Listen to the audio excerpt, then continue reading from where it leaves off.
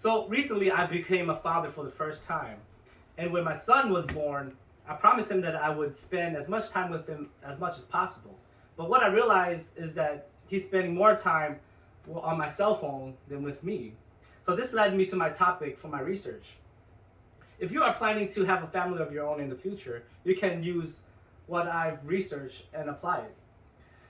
What I've learned from my research is that cell phones do affect infants mentally and physically. So understanding the effect of cell phone on infant development, we first must understand how cell phone affect infants physically. And second, we must understand how cell phone affect infants cognitively. And third, we must understand how cell phone affect infants socially.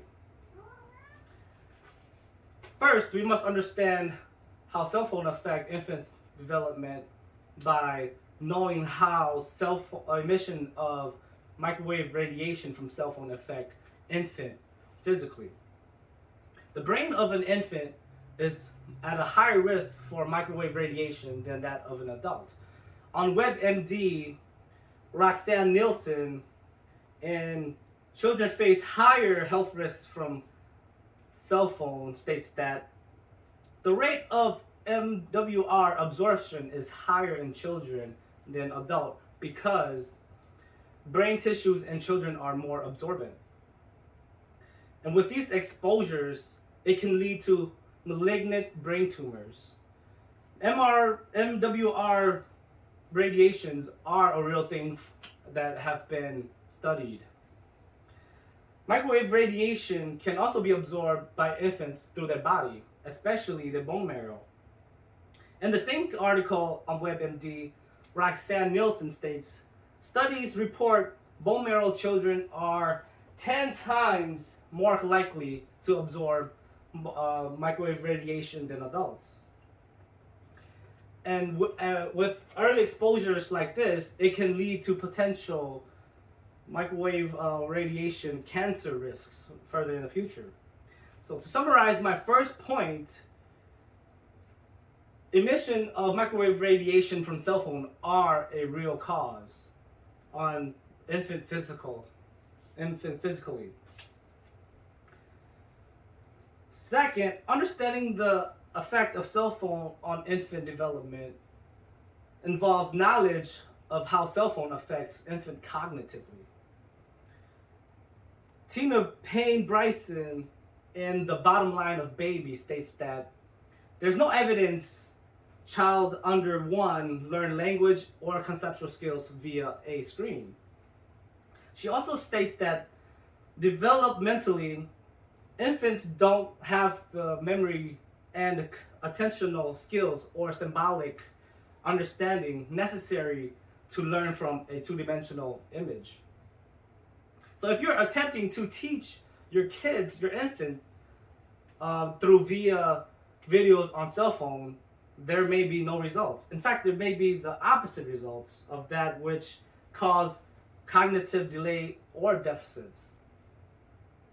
Infants develop intellectual and linguistic skills through interactions with people in real life and not through videos on cell phones. So allowing your infant to view videos on cell phones constantly is taking that opportunity away from them from interacting with somebody and learning cognitively. So to summarize my second point, what you should do is spend time with your infant so that they will develop cognitively better, because watching videos on the cell phone does nothing for them.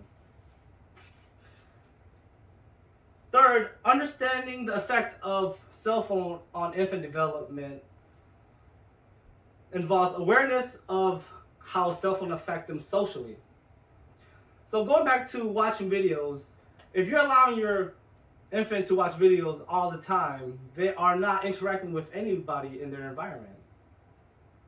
Catherine Steiner Adair in The Big Disconnect states that research already points to serious concerns for infant and child development.